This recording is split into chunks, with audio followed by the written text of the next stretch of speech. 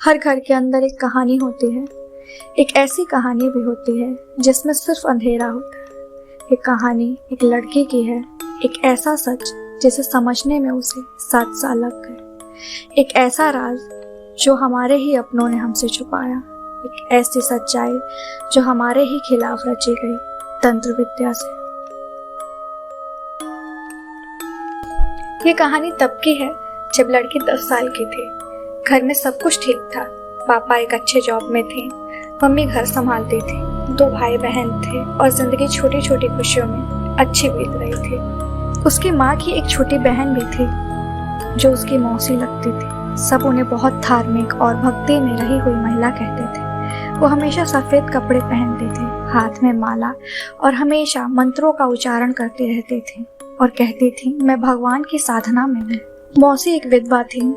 एक बार जब उनकी शादी हुई थी तो कुछ साल बाद ही उनके पति की एक्सीडेंट में मौत हो गई थी। उसके बाद मौसी ने अपने आप को पूजा पाठ और तंत्र साधना में लगा दिया, लेकिन किसी को भी कभी शक नहीं हुआ। उन्होंने अपने असली इरादों को सफेद कपड़ों और जाप माला के पीछे छुपा लिया था। लड़की का घर का नाम रीमा होता है। वो अपने पिता से बहुत नजदीक होते हैं। पिता हमेशा उसके लाड दुलार उसे प्यार करते थे। जब वो 10 साल की हुई तब एक दिन अचानक उसके पापा की मृत्यु हो गई। हॉस्पिटल ले जाने का भी उनके पास वक्त नहीं बचा। वो चले गए। घर की रोशनी मानो एक पल में बुझ सी गई। रीमा के पापा के चले जाने के बाद घर की सारी जिम्मेदारियां उसकी मम्मी के कंधों पर आ गई। वो जॉब पर गई। शुरू में तो कोई जॉब भी उन्हें नहीं मिली। वो अपना स्ट्रगल की। घर की हालत बहुत खराब थी, पैसों की काफी तंगी थी। घर की इतनी जिम्मेदारियां होने के बावजूद रीमा की मम्मी मौसी को उसकी इज्जत देती थी, उनके लिए पूजा का सामान लाती थी, उनकी सेवा करती थी। पर तब से घर में अजीब चीजें होने लगी थी। भाई रोज बीमार होने लगा था, मम्मी का काम पर नुकसान होने लगा था, घर में पैसे की रुकावट होने लगी थी। रीमा की मौसी कुछ बोलती नहीं थी, पर हाँ, हर 2-3 महीने में अक्सर आया करती थी। घर के एक कमरे में बंद होकर मंत्र उच्चारण करती थी। सबको लगता था कि वो पूजा पाठ कर रही हैं। एक दिन ऐसा आया कि रीमा की मम्मी ने उसकी मौसी को कुछ अजीब सा मंत्र बोलते हुए सुन लिया और उनके हाथों में एक काला कपड़ा देखा जो कुछ अजीब सा दिख रहा था। रीमा की मौसी जब घर आती थी तो घर में किसी न किसी की तबीयत खराब हो जाती थी। रीमा की माँ को थोड़ा शक हो चुका था अपनी छोटी बहन पर। वो पंडितों के पास जाती है अपने सारे सवालों का जवाब मांगने। उनमें से एक पंडित आकर उसे सीधा कह देते हैं कि तेरे घर अकाल मृत्यु हुई है, किसी ने तेरे घर पर जादू टोना किया है, संभल जा। रीमा की माँ भरोसा नहीं कर पाती है। वो मन ही मन परेशान हो जाती है कि इन्हें कैसे पता चला। रीमा अब 17 साल की हो चुकी थी। धीरे धीरे उसकी खूबसूरती लोगों की नजर में आने लगी थी, पर उसकी मौसी उसे अजीब नजर से देखती थी, जैसे मानो कि वो जलन से जल रही हो। एक दिन रीमा की मौसी ने उसे अकेले में बुलाया, फिर बस एक पल के लिए कुछ मंत्र बोला।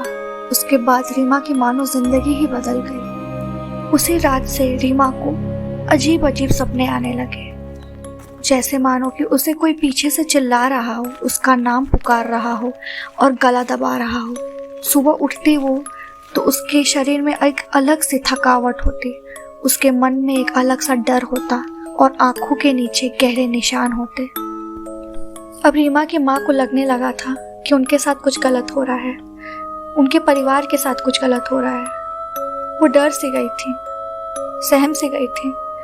वो एक दिन रीमा को और खुद एक तांत्रिक के पास ले जाती हैं और रीमा को दिखाती हैं। तांत्रिक देखते ही रीमा को तेज से कहता है कि तुम्हारे घर में तांत्रिक क्रिया की जा रही है और इस लड़की पर तांत्रिक क्रिया का बहुत भयंकर असर है।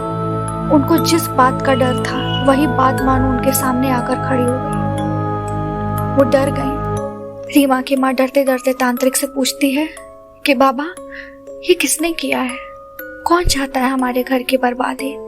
तांत्रिक ऊंची आवाज में कहता है कि तेरे घर में ही वो रह रहा है और तेरे घर की बर्बादी चाहता है। अब रीमा की माँ का सारा शक दूर हो चुका था। अब वो जानती थी कि इन सब के पीछे कौन है, कौन उनके घर की बर्बादी चाहता है। अब रीमा की माँ मन ही मन सारी कड़ियों को मिला रही होती हैं कि जब उनकी बहन आती है उनके घर तो घर पर कैसा कैसा प्रभाव पड़ता है। घर अंधेरा हो जाना, तबीयत सबकी खराब हो जानी, बच्चों की हालत बहुत गंभीर हो जाना, उनके पति का अचानक देहांत हो जाना। सारी कड़ियों को जब उन्होंने जोड़ा तो सिर्फ उनके सामने उनकी बहन की तस्वीर आई। रीमा की माँ की छोटी बहन एक बंद कमरे में जाकर पूजा कर रही होती है और ये बात रीमा की माँ को मालूम चलता है। वो फौरन वहाँ जाती है। वो देखती है कि दरवाज़ा तो बाहर से बंद है। वो सोचती है अगर दरवाज़ा बाहर से बंद है तो अंदर कौन है। वो जल्दी जल्दी दरवाज़ा तोड़ती है, दरवाजे का ताला तोड़ती है और देखती है कि अंदर रीमा लेटी हुई है। रीमा की माँ थम सी जाती है।